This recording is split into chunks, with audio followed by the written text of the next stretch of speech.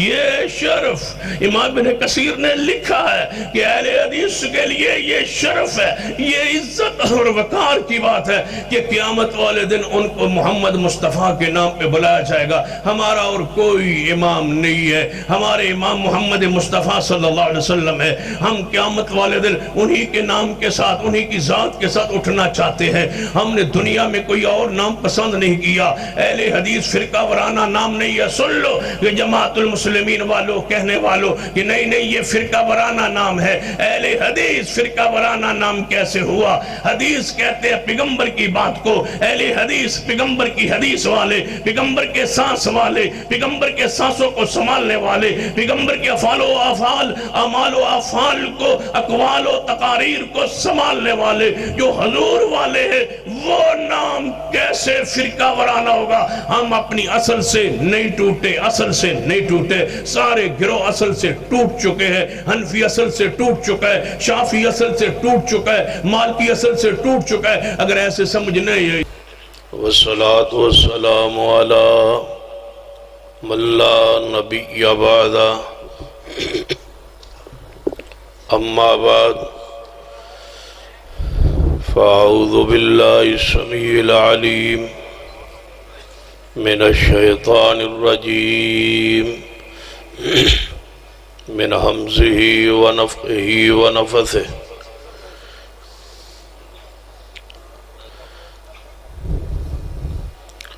بسم اللہ الرحمن الرحیم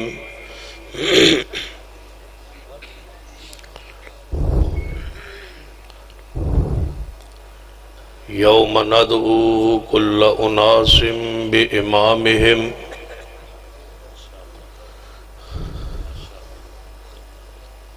ذی وقار علماء کرام، بزرگوں اور دوست،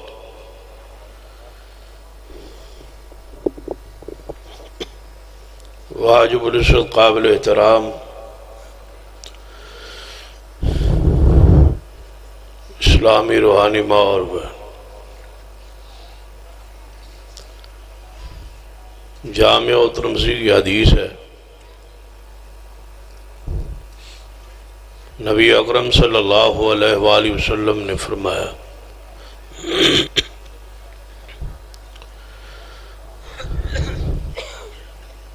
کہ میری امت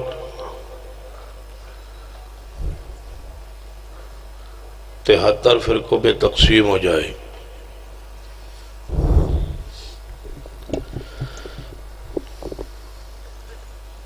تہتروں میں سے 72 جہنم میں جائیں، صرف ایک گروہ جنت میں جائے۔ صحابہ کرام نے پوچھا یا رسول اللہ صلی اللہ علیہ وسلم وہ گروہ کون سا ہے؟ اس کی کوئی علامت یا نشانی بتا دیں۔ آپ نے فرمایا ما انا علیہ و اصحابی، ان سارے گروہوں میں سے جو گروہ جس چیز پر آج میں اور میرے صحابہ ہیں جو اس پر قائم ہوگا، وہ جماعت، وہ گروہ حق پر ہوگا۔ دوسری حدیث صحیح البخاری میں نبی علیہ السلام نے فرمایا لا تزال طائفۃ من امتی منصورین علی الحق، کہ میری امت کا ایک گروہ ہمیشہ حق پر قائم رہے،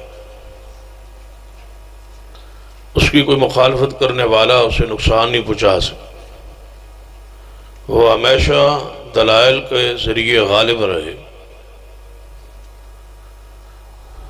اس حدیث کے تحت امام بخاری رحمہ اللہ کے استاد امام علی بن مدینی رحمہ اللہ فرماتے ہیں کہ اس سے مراد اہل حدیث ہے۔ اہل حدیث جس طرح عام ملک میں مروجہ گروہ فرقے ہیں، اس طرح کا فرقہ نہیں ہے، بلکہ یہ جماعت ہے۔ اللہ کی زمین پر یہ اللہ کی نشانی ہے.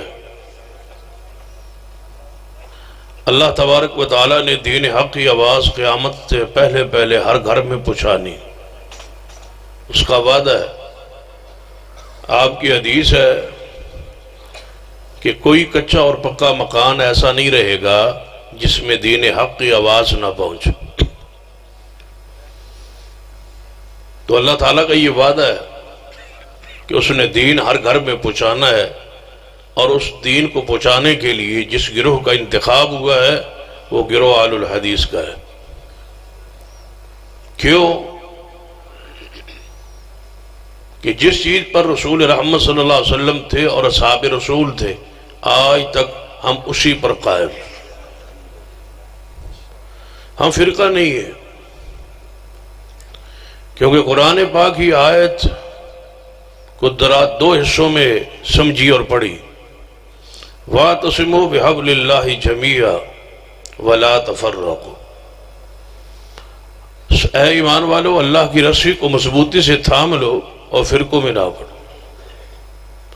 وَلَا تَفَرَّقُوا، فرقوں میں نہ بٹو. فرقوں میں نہ بٹنے سے بچنے کے لیے ضروری ہے کہ تم اللہ کی رسی کو مضبوطی سے تھامو. اس آیت سے دو باتیں ثابت ہوتی ہیں کہ فرقوں میں بٹنا حرام ہے اور اللہ کی رسی کو پکڑنا فرض ہے، اور جو رسی کو پکڑ لے وہ فرقہ نہیں ہے. تو یہ رسی کیا ہے؟ نبی علیہ السلام کی حدیث. یہ رسی دین اسلام ہے، جس کا ایک سرا اللہ کے ہاتھ میں اور دوسرا سرا محمد مصطفیٰ کے ہاتھ میں. جو اس عروۃ الوثقیٰ کو، اس مضبوط کڑے کو، اس رسی کو پکڑ لے، لن انفصام لہا، یہ کبھی ٹوٹے گا نہیں. ایسے ہی قیامت قائم ہو جائے گی اور اللہ تعالیٰ آپ کو اوپر اٹھا لے گا، اور اس کا انجام جنت ہے. ہم فرقہ نہیں ہیں، ہم اللہ کی رسی کو پکڑے ہوئے. ہمارا ہاتھ اللہ کی رسی پر ہے، کتاب و سنت پر ہے، وہی رسی ہے. میں پوچھتا ہوں، جس دن یہ آیت نازل ہوئی تھی اس دن اس زمین پر اللہ کی رسی سے مراد کیا تھا؟ جس دن یہ آیت نازل ہوئی حضور نے پڑھی صحابہ کرام کے سامنے کہ وَاعْتَصِمُوا بِحَبْلِ اللَّهِ جَمِيعًا. اس دن اللہ کی رسی کے اندر فقہ حنفی، شافعی و مالکی حنبلی نہیں تھی. جو اس رسی کو پکڑے جس کا سرا رسول رحمت صلی اللہ علیہ وسلم کے ہاتھ میں، وہ فرقہ نہیں. ہم وہ فرقہ نہیں ہے، ہم جماعت. ہم اللہ کی زمین پر اللہ کی نشانی ہے. ہم اللہ کی زمین پر اللہ کی طرف سے حجت ہے. ہم اللہ کی زمین پر لوگوں کو خالص کتاب و سنت کی طرف دعوت دینے والے لوگ ہیں. ایک حدیث جو صحیح البخاری میں ہے، سرور کائنات محمد رسول اللہ صلی اللہ علیہ وسلم. سمجھ آ رہی ہے بات آپ کو؟ تو انہوں سمجھ آ رہی ہے؟ ہاتھ چکو ماشاءاللہ. سبحان اللہ. تو میں نہیں پتا سبحان اللہ. یہ سارے سمجھ رہے ہو نا؟ ماشاءاللہ. مولانا اسماعیل عتیق صاحب تشریف نہیں لے آئے، میں آ گیا تو سمجھو کہ کلو کوئی مسئلہ نہیں، وہ بھی آ گئے. اللہ انہوں نے حفاظت فرمائے. آمین کہو ماشاءاللہ. کوئی ہاں پریشان نہ ہو، دعا کرو اللہ انہوں نے حفاظت فرمائے، خیر خیریت نہ رکھے. اللہ انجھے لکھے آئی جدوں اسی نہ سے جمعے ادوں نہ لکھے آئی. بس اسماعیل عتیق صاحب نے اس دن 11 تاریخ 20 چک کوئی نہیں جانا. جدوں اللہ لکھے آئے تقدیر ظاہر ہو گئی. ہن تقدیر تے ایمان رکھو. تو کوشش پہلے ہوندی ہے، تسا وقت لے آئے، انہاں وقت دیتا ہے، تسا کوشش کی تھی بلان دی. ہن تقدیر ظاہر ہو گئی کہ اس ایویں لکھے آئی. جدوں اس لکھے آئی تے تقدیر دے خیر و شر پر ایمان ہے اہل حدیث کا. ساڈا ایمان ہے اللہ ایویں لکھے آئی. کیوں کہ لکھیا جو انجاز اسی کی کر سکتے. ہن تقدیر ظاہر ہو گئی، ہن تقدیر پہ ایمان. ہن ناراضگی نہیں، ہن تقدیر پر ایمان. ایمان کا تقاضا ہے اب خاموش رہے. ایویں لکھے آئی، انج آکھو با اللہ ایویں لکھے آئی. انشاءاللہ اللہ تھوڑا اگلی باری چنگا لکھیا ہوئے، اگلی باری آ جیسے. ناراض نہ ہویا کرو. ناراضگی اچھے ہو جاؤ، ناراضگی تو اتلے درجے چلے جاؤ. 120 والے بڑے کھلے دل والے لوگ ہیں. ہاں اتنے پہنچ جاؤ جتنے ناراضگیاں پلہ نہیں، اونچے درجے پہنچ جاؤ. جڑا آ جائے سبحان اللہ، جڑا نہ ہے 5 باری سبحان اللہ. ہاں ناراض نہ ہویا کرو. غور فرمائی. جو بات میں بیان کرنا چاہوں، نبی علیہ السلام تشریف فرما، ایک شخص عربی دیہاتی حضور کے زمانے پنڈ بستی والے نے اپنا نمائندہ ترجمان بنا کے بھیجا کہ جاؤ جا کے مدینہ میں مصطفیٰ کو ملو اور سارا دین سیکھ کے اور پوچھ کے آؤ اور واپس آ کے ہمیں بتلاؤ۔ یہ شخص آیا، سواری سے اترا، مسجد نبوی میں داخل ہوا، صحابہ کرام حضور کے آس پاس بیٹھے، کہنے لگا لوگوں، اے مدینہ والو، تم میں سے وہ کون ہے جس نے نبی ہونے کا دعویٰ کیا؟ صحابہ کرام کا انداز دیکھی بتانے کا، فرمانے لگے اے آنے والے پوچھنے والے، اس پورے اجتماع میں، اس پوری محفل مجلس پہ نظر دوڑا، جو سب سے زیادہ خوبصورت ہے وہ محمد ہے صلی اللہ علیہ وسلم۔ اس نے نظر دوڑائی، گویڑ لگایا، حضور تک پہنچ گیا، کہنے لگے اگر حسن پہ فیصلہ ہونا ہے تو یہ ہے محمد صلی اللہ علیہ وسلم۔ قریب آ کے بیٹھ گیا، کہنے لگا اے محمد صلی اللہ علیہ وسلم، میں فلاں علاقے سے، پنڈ سے، بستی سے آیا، مجھے نہیں پتا بڑی ہستی اور شخصیات سے باتیں کیسے کرتے ہیں، سوال کیسے کرتے ہیں، میں اگر اپنے خاص سادے لہجے میں سوال کر لوں، کوئی بات ترش سخت بھی ہو جائے تو ناراض تو نہیں ہوگا؟ محبوب نے فرمایا جو بھی ہم سے پوچھے اس سے ہم ناراض نہیں ہوتے، جو بھی ہم سے پوچھے ہم اس سے، جو بھی ہم سے پوچھے، آج تک ہم اس سنت پر قائم ہے، جڑا ساڑھے کو پوچھے اسی اس سے کدے ناراض نہیں ہوئے، ہم سے پوچھو تو صحیح، سوال کرنا آپ کی ذمہ داری ہے، فرض ہے، ہمارا کام ہے بتلانا کتاب و سنت کے بارے اندر اس کا پیغام، اس کا حکم، شریعت کا کیا ہے۔ فرما پوچھی، کہنے لگا اے محمد صلی اللہ علیہ وسلم، تو انو اللہ نے واقعی نبی بنایا؟ آپ نے فرمایا ہاں۔ کہنے لگا اس بات تے قسم دے سکتے ہو؟ جی۔ آپ نے فرمایا انہوں ذات دی قسم ہے جہدے ہاتھ محمد صلی اللہ علیہ وسلم دی جان ہے، جنہوں اسمان و زمین بنائے نے، اس ذات دی قسم ہے اللہ نے من نبی بنایا۔ کہنے لگا پھر کلمہ پڑھو، حال مسلمان ہو گئے، دائرہ اسلامی داخل ہوا۔ کہنے لگا تو اڈے اسلام دین شریعت اس کلمہ پاک تو علاوہ بھی کوئی چیز ہے؟ فرمایا ہاں ہاں 5 وقت نماز۔ کہنے لگا کچھ اور؟ فرمایا اگر مال نصاب نو پہنچے تو زکوٰۃ۔ کہنے لگا کچھ اور؟ فرمایا ماہ رمضان کے روزے۔ کہنے لگا کچھ اور؟ فرمایا حج۔ کہنے لگا اس کے علاوہ؟ فرمایا یہی میرا دین ہے، یہی میرا دین ہے۔ کہنے لگا بس یہی دین ہے؟ یہی دین ہے۔ نماز سیکھی، زکوٰۃ کے مسائل سیکھے، پوچھا ماہ رمضان کے حوالے سے، حج کے حوالے سے، آپ نے فرمایا یہی میرا دین ہے، یہی میرا اسلام ہے، یہی میری دعوت۔ کہنے لگا میں پھر جا رہا ہوں واپس۔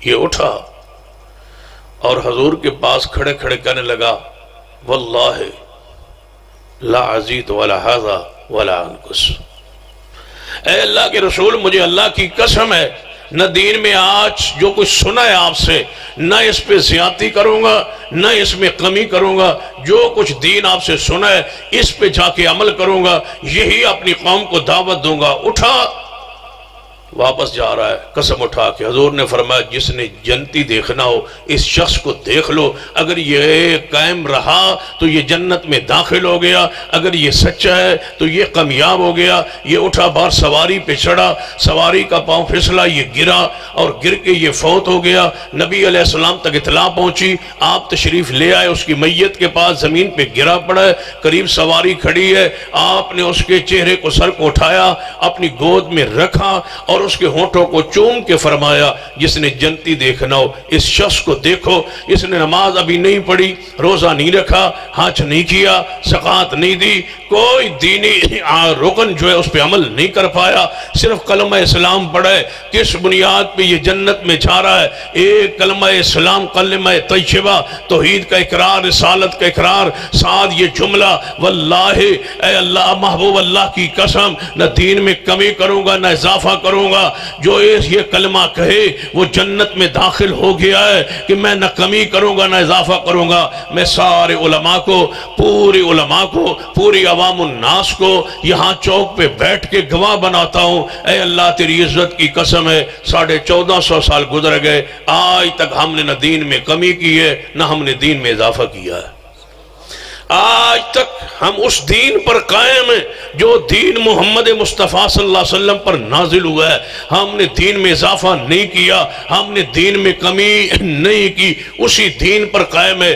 پورے اجتماع کو اسے کھلی دعوت ہے، اگر آج تک ہم نے کسی عمل میں اضافہ کیا ہو، کوئی نیا عمل دین میں داخل کیا ہو، کوئی دعا، کوئی ورد، کوئی وظیفہ، کوئی عمل جو حضور کے زمانے میں نہ ہوتا ہو اور آج ہم اس کو دین سمجھ کے کر رہے ہوں، کوئی ایک عمل، کوئی ایک عمل، کوئی ایک فعل، کوئی ایک ایسا کام جو حضور نے نہ کیا ہو، صحابہ کرام نے نہ کیا ہو اور آج ہم کر رہے ہوں، اس کی نشاندہی کیجئے، یا حضور سے ثابت کریں گے یا بھی چھوڑنے کا اعلان کریں گے۔ ہم اللہ کی قسم اٹھا کے کہتے ہیں ہم نہ دین میں کمی کی ہے اور نہ ہی ہم نے دین میں اضافہ کی ہے۔ ہم فرقہ نہیں ہے، ہم جماعت ہیں، ہم اعتصام بحبل اللہ، اللہ کی رسی کو تھام کے کھڑے ہیں۔ اس رسی جس کا ایک سرا رسول اللہ کے ہاتھ میں، دوسرا سرا رب کے ہاتھ میں، ہم نے اس کڑے کو پکڑا ہوا ہے اور ہمیں یقین ہے ہم نہ نیا دھاگا ساتھ باندھیں گے نہ اس سے کوئی دھاگا ٹوٹنے دیں گے۔ اس رسی پر قائم ہے، اس اصل پر قائم ہے، اس دین پر قائم ہے،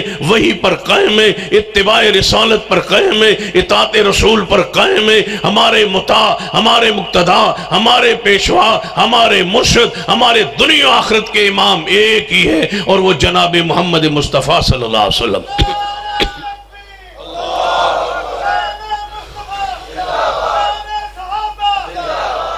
اسی لیے ہماری کانفرنس کا عنوان سیرت امام اہل حدیث ہے۔ ہمارا امام اہل حدیث کا سوائے محمد مصطفیٰ صلی اللہ علیہ وسلم کے اور کوئی نہیں ہے۔ یاد رکھیے آج کی بات نہیں، کتنے سو سال پہلے امام ابن کثیر رحمت اللہ علیہ نے تفسیر ابن کثیر میں جو آیت مبارکہ اس وقت میں پڑھی ہے، اس کے نیچے اس کی تفسیر میں یہ لکھا تھا یوم ندعو کل اناس بامامہم، قیامت کا دن ہوگا، ہر گروہ کو اس کے نام، امام کے نام سے بلایا جائے گا۔ ایک معنی تو یہ ہے کہ ہر گروہ کو، ہر بندے کو اس کے اپنے اعمال نامے کے ساتھ بلایا جائے گا، لیکن بعض نے اس کا معنی یہ کیا ہے کہ ہر گروہ کو اس کے امام کے نام پہ بلایا جائے گا۔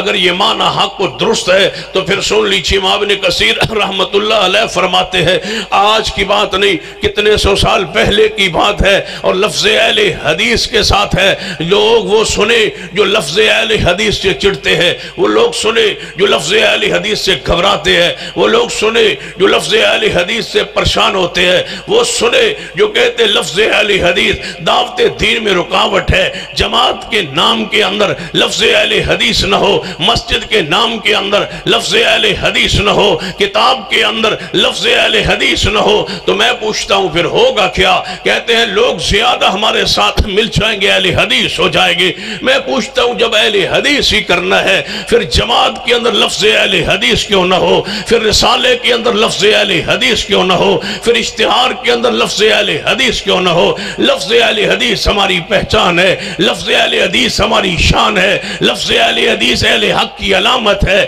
لفظ اہل حدیث اس بات کی دلیل ہے جب مسجد کے سامنے لفظ اہل حدیث لکھا ہوتا ہے یہ گارنٹی و ضمانت ہوتی ہے یہ مسجد اس گروہ کی ہے جس کی عقیدے میں شرک نہیں ہے۔ جب لفظ اہل حدیث لکھا ہوتا ہے یہ ضمانت علامت ہوتی ہے کہ یہ اس گروہ کی مسجد ہے جس مسجد کے اندر بدعت نہیں ہوتی، یہ مسجد شرک سے بھی پاک ہے اور یہ مسجد جو ہے بدعت سے بھی پاک ہے۔ یہ دونوں چیزوں کی پاکیزگی ایک لفظ سے ظاہر ہوتی ہے اور وہ لفظ اہل حدیث ہے۔ اس لیے کہ ہمیں آج تک رب کی زمین پر کوئی ایسا گروہ بندہ نہیں ہے جس نے ہمیں مشرک کہا ہو یا ہمیں بدعتی کہا ہو۔ ناراض لوگ ہوتے ہیں، پریشان ہوتے ہیں اور کہتے ہیں آپ وہابی ہیں، نجدی ہیں، غیر مقلد ہیں، سارا کچھ کہتے ہیں، لیکن ہمیں مشرک کوئی نہیں کہتا اور ہمیں بدعتی کوئی نہیں کہتا۔ اے اللہ تیری زمین پر ہمیں مشرک کہنے والا کوئی نہیں، اے اللہ تیری زمین پر ہمیں مشرک کہنے والا کوئی نہیں ہے اور بدعتی کہنے والا کوئی کوئی نہیں ہے. زمانہ مان گئے, اپنے مان گئے, بگانے مان گئے, دنیا مان گئی کہ اہل حدیث مشرک نہیں ہوتے. تو یا اللہ تیرا وعدہ ہے ان اللہ لا یغفر ان یشرک بہ ویغفر ما دون ذلک لمن یشاء. اس لیے علامہ شہید فرمایا کرتے تھے قیامت کا دن ہوگا, اللہ پوچھے گا احسان علیہ ظہیر کیا لے کے آئے گو, تو میں کہوں گا یا اللہ سارا مال نامہ دیکھ لیں, گناہوں سے بھرا ہوا ہوگا, لیکن تیرے جلال کی قسم ہے ہمارے عمل نامے میں شرک نہیں ہے اور بدعت نہیں ہے, اور تیرا وعدہ ہے کہ جو شرک نہ کرے بدعت نہ کرے اس کے گناہوں کو معاف کر دوں گا. اللہ اپنی رحمت کا وہ وعدہ ہم سے پورا فرما دے. تیری زمین پہ ہمیں مشرک کہتے کوئی نہیں, اس لیے کہ ہمیں زمانہ اہل حدیث کہتا, ہم اہل حدیث ہے.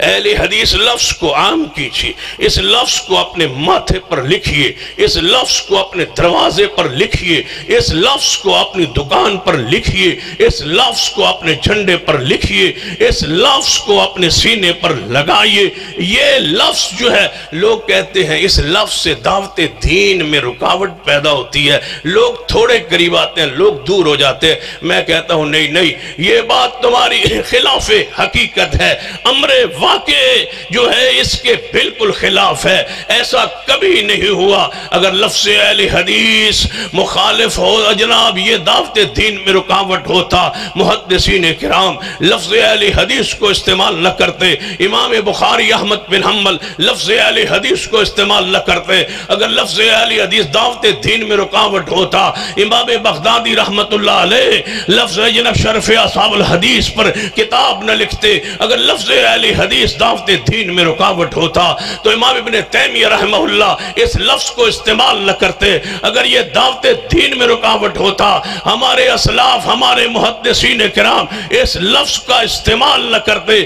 آگے بڑھیے کہ آپ کے علم میں نہیں ہے کہ سندھ کے علاقے میں شیخ بدیع الدین شاہ راشدی رحمت اللہ علیہ نے, محدث سندھ نے ایک لمبا عرصہ گزارا ہے. انہوں نے لکھا ہے کہ جب میں سندھ میں آیا تھا تو اندرون سندھ میں صرف ایک مسجد اہل حدیث تھی, اور میں لفظ اہل حدیث کے ساتھ دعوت دیتا رہا, بیان کرتا رہا, پیغام دیتا رہا. کوئی پروگرام کوئی کانفرنس لفظ اہل حدیث سے خالی نہیں تھی. رسالے کا نام دعوت اہل حدیث تھا, جماعت کا نام جمعیت اہل حدیث سندھ تھا.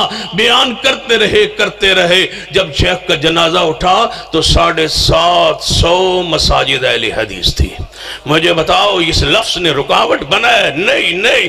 پروفیسر عبداللہ بہاولپوری اللہ ان کی قبر پہ بے شمار رحمت نازل فرمائے, بہاولپور کی سرزمین پہ داخل ہوئے, ایک مسجد اہل حدیث نہیں تھی. جب شیخ کا جنازہ اٹھا 30 مساجد اہل حدیث صرف ان کے شہر بہاولپور میں تھی. لفظ اہل حدیث کے ساتھ دعوت دیتے رہے, حتیٰ کہ لفظ وہابیت کے بھی خلاف تھے, کہتے تھے نہیں یہ بھی فرقے کی طرف بلا رہا ہے. لفظ اہل حدیث کے ساتھ پیغام دیتے رہے, دعوت دیتے رہے, اور اسی کے ساتھ دعوت پیغام پھیلاتے رہے. تو پیغام پھیلا, دعوت پھیلی. یہ دعوت میں رکاوٹ نہیں ہے, یہ اندر کا کوڑ ہے. یہ رکاوٹ نہیں ہے, یہ اندر کی بیماری ہے. یہ بے جناب اندر کا کینسر ہے, یہ اندر کا مرض ہے, یہ اندر کی ٹی بی ہے بندوں کو لگی ہوئی ہے کہ لفظ اہل حدیث کو مٹا دو.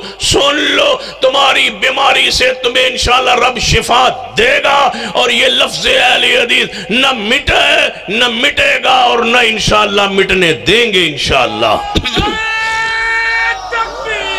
مسلک حق اہل حدیث, مسلک حق اہل حدیث, علماء اہل حدیث, سید سبتین شاہ صاحب نقوی. یہ لفظ اہل حدیث جو ہے یہ ہماری غیرت ہے, ہماری علامت ہے. اس لیے تو ہماری جماعت مرکزی جمعیت لفظ اہل حدیث اپنے نام کے اندر رکھتی ہے. رسالہ دور سے چمکتا ہے اہل حدیث, یہ ہماری یوتھ فورس کا نام بعد میں آتا ہے, پہلے لفظ اہل حدیث آتا ہے. اہل حدیث یوتھ فورس ہے, مرکزی جمعیت اہل حدیث ہے. اہل حدیث کو ہم نے اپنا شعار بنایا ہے. اہل حدیث لفظ ہماری کی پہچان ہے۔ آگے بڑھیے، یہ شیخ سمیع اللہ شاہد صاحب موجود ہیں، یہ اس بات کی گواہی دیں گے۔ جناب شیخ سلطان محمود جلال پور پیر والے رحمت اللہ علیہ فرمایا کرتے تھے، کسی نے پوچھا کہ جب آپ جلال پور آئے تھے تو کیفیت کیا تھی؟ فرمایا کوئی اہل حدیث نہ تھا۔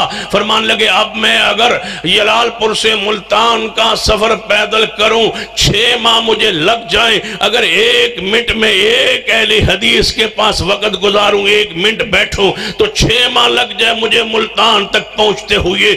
اتنے اہل حدیث ہوئے ہیں، لفظ اہل حدیث کے ساتھ اہل حدیث ہوئے ہیں، بستیوں کی بستیاں اہل حدیث ہوئی۔ کیا شیخ القرآن مولانا محمد حسین شوقی رحمہ اللہ نے لفظ اہل حدیث کو چھپایا ہے؟ نہیں، بیان کیا۔ لفظ اہل حدیث کے ساتھ بستیوں کی بستیاں اہل حدیث ہوئی۔ مناظر اسلام حافظ عبداللہ شوقی رحمہ اللہ نے لفظ اہل حدیث کے ساتھ دعوت دی، پورے ملک میں یہ جناب دعوت مقبول ہوئی۔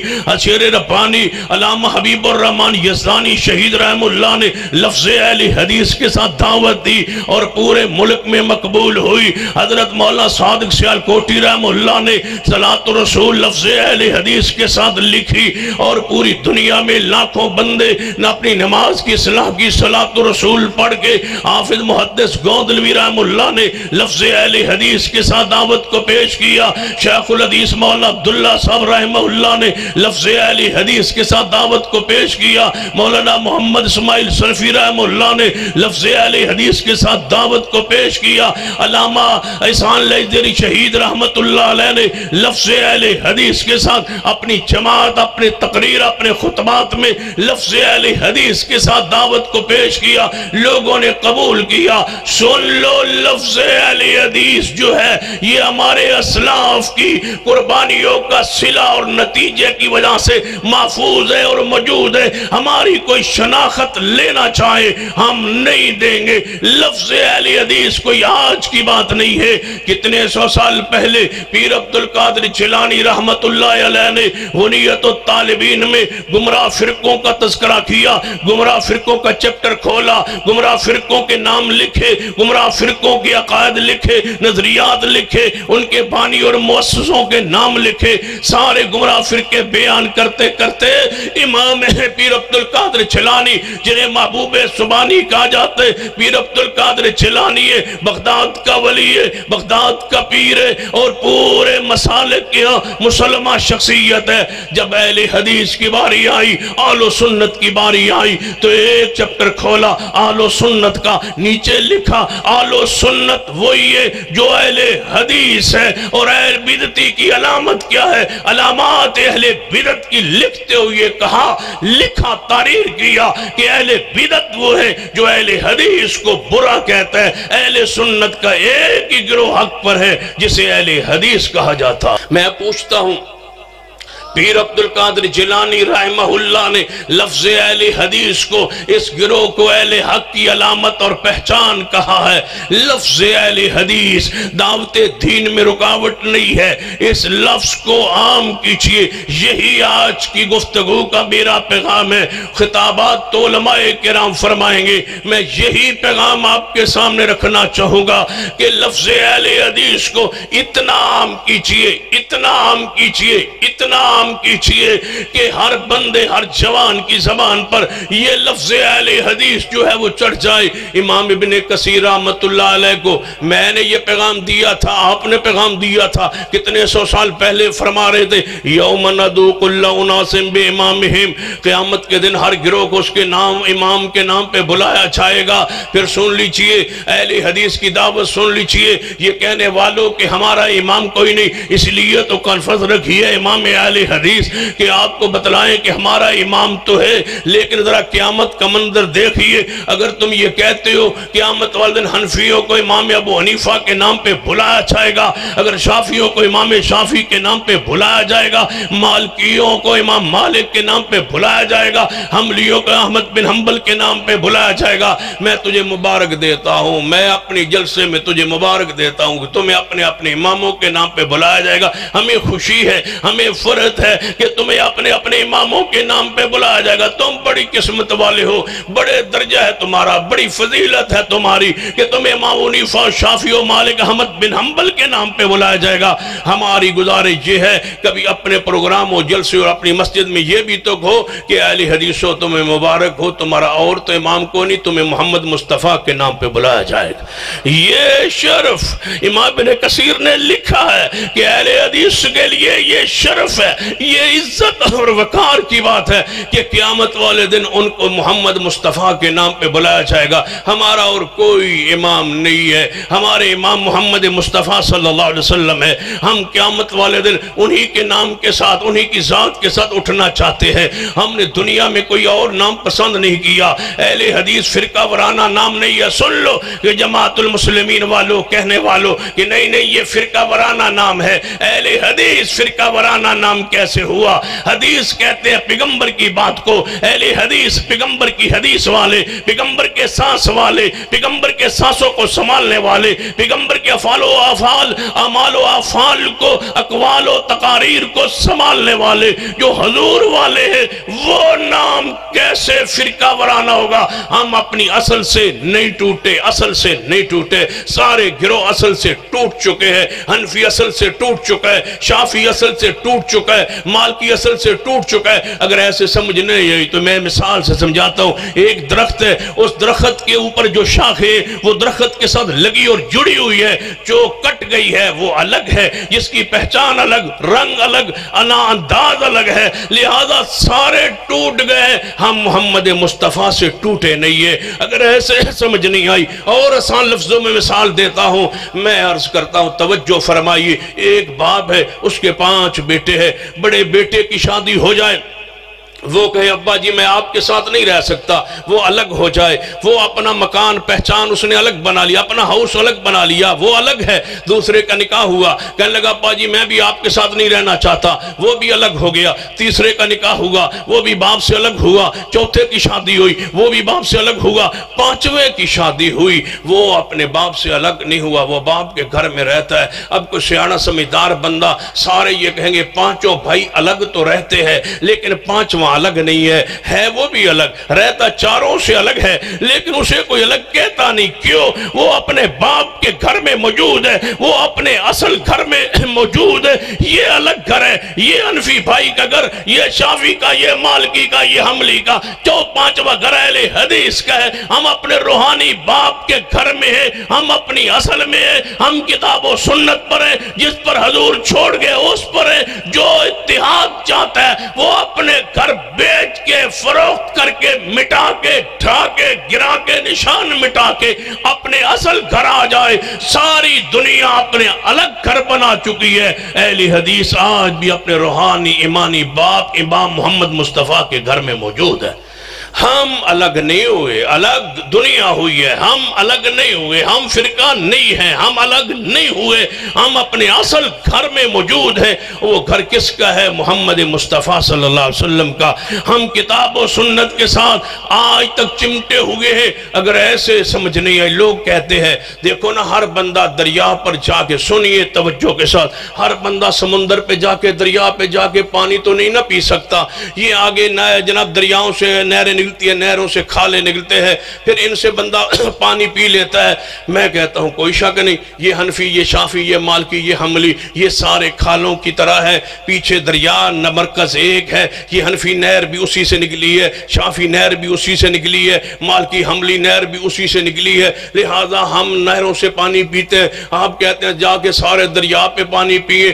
دریا پہ کون جا سکتا ہے؟ دریا سے مراد محمد مصطفیٰ ہے, سمندر سے مراد محمد مصطفیٰ کتاب و سنت ہے, آگے یہ ساری نہریں ہیں. میرا سوال ہے, ہمیں نہروں سے پانی پینے پہ کوئی اعتراض نہیں. پھر سن لو, نہروں سے پانی پینے پر کوئی اعتراض نہیں, لیکن ہمارا ایک سوال ہے. ہم یہ پوچھتے ہیں اگر نہر اور سمندر سے یہ دریا اور سمندر سے نہریں یہ ساری نکلی ہے, تو میں پوچھتا ہوں دریا ان کا ایک ہے, مرکز ان کا ایک ہے, ایک دریا سے یہ 4 نہریں نکلی ہیں, تو پھر 4 نہروں کے پانی کا ذائقہ الگ الگ کیوں ہے؟ حنفی کا الگ, شافعی کا الگ, مالکی کا الگ, حنبلی کا الگ.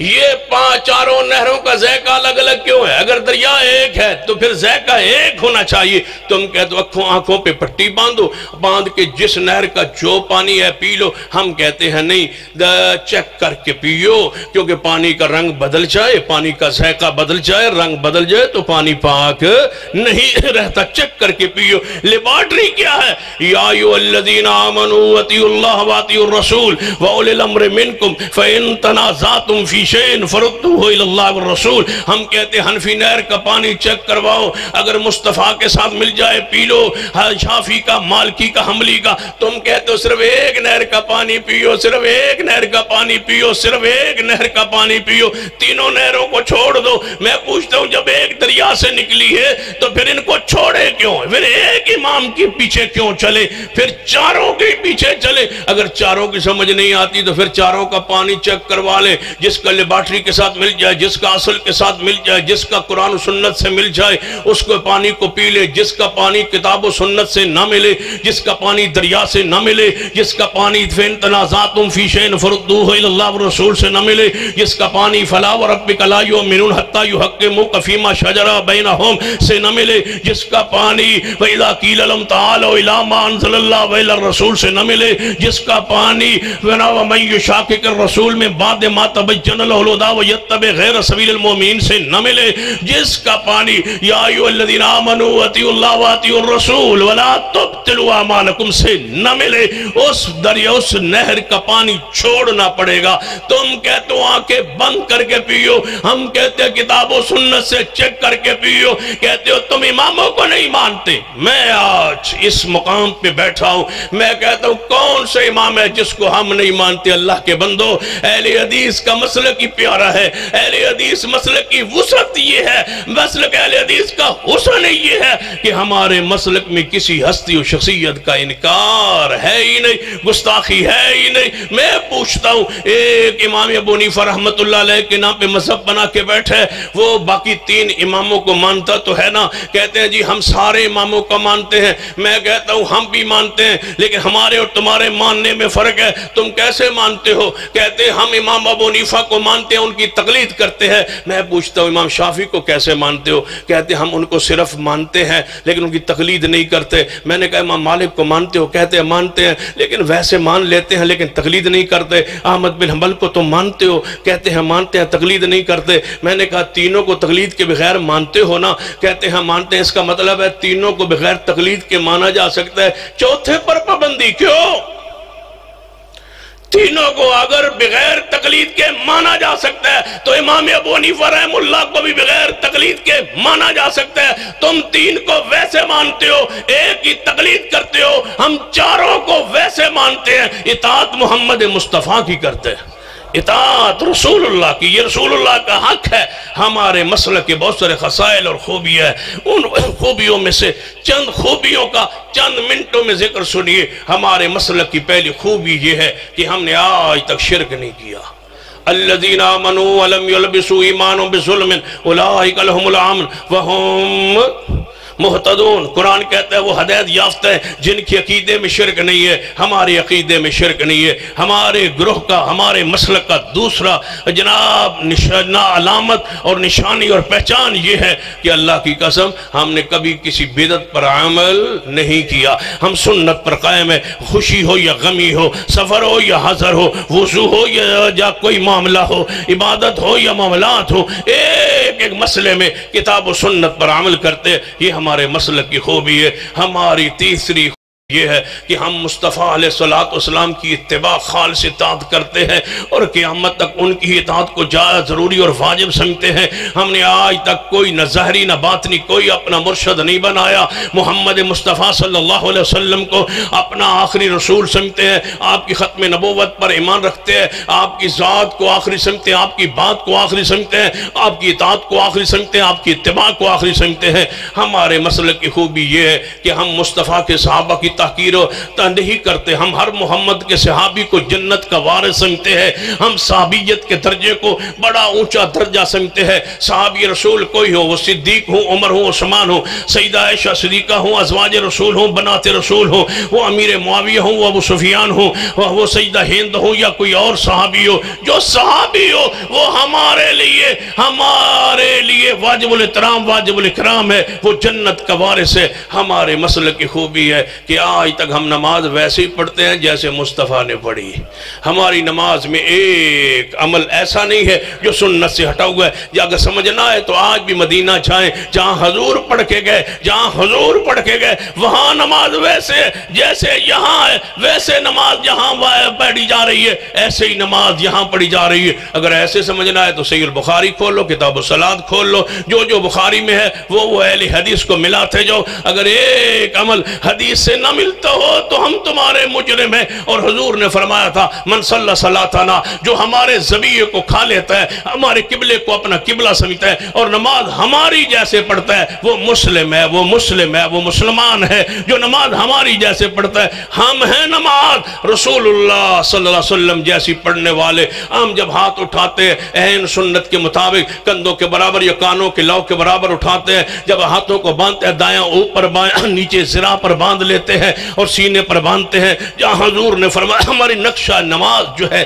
ایسا اللہ کی قسم کہ آپ حدیث کو پڑھتے جائیں تو ایسے لگتا ہے جیسے امام شافعی نے فرمایا تھا کسی اہل حدیث کو دیکھتا ہوں تو ایسے محسوس ہوتا ہے محمد کے صحابی کو دیکھ لیا. تبھی تو ہم ہاتھ جب سینے پر دیکھتے ہیں پھر اپنے نماز کے اندر وہی کلمات پڑھتے ہیں جو حدیث صحیحہ سے ثابت ہیں. پھر جناب سورۃ الفاتحہ پڑھتے ہیں، فاتحہ کے بعد آمین کہتے ہیں، آمین کے بعد قرات امام سنتے ہیں، پھر رکوع میں جاتے ہیں، رکوع سے اٹھتے رفع الیدین کرتے ہیں، پھر سمی اللہ لمن حمدہ ربنا ولک الحمد کہتے ہیں، پھر ایسی دعا پڑھتے ہیں. اگر ہم نہ ہوتے تو شاید رب کی زمین پہ یہ دعا پڑھتا ہی کوئی نہ.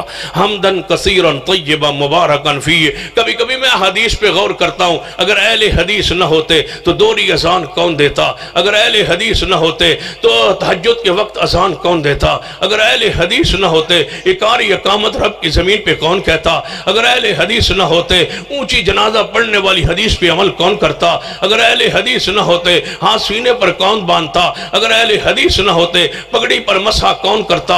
اگر اہل حدیث نہ ہوتے جرابوں پر مسح کی حدیث پہ عمل کون کرتا؟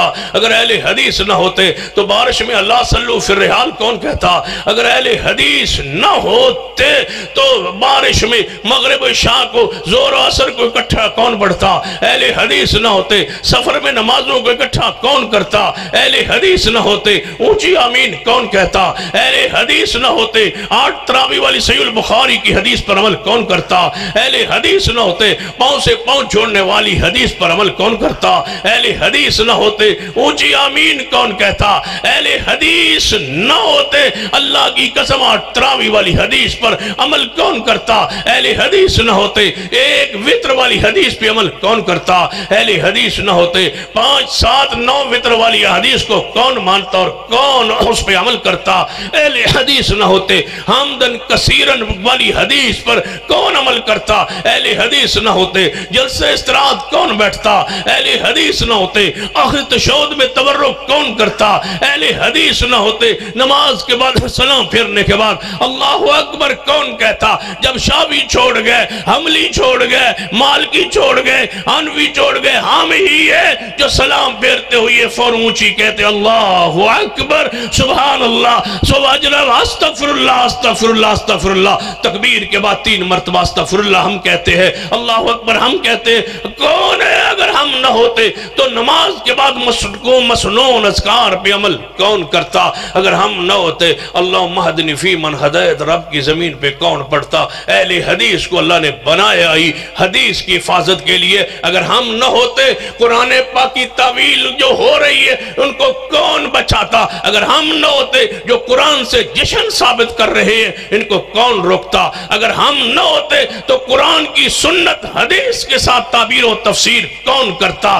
ہم نہ ہوتے خبر واحد کو حجت اسلام اور دین اور عقیدے میں کون مانتا؟ ہم نہ ہوتے تو اللہ کی قسم اسلام دین شریعت مٹ گئے ہوتے. اِنَّا نَحْنُ نَزَّلْنَا الذِّكْرَ وَإِنَّا لَهُ لَحَافِظُونَ.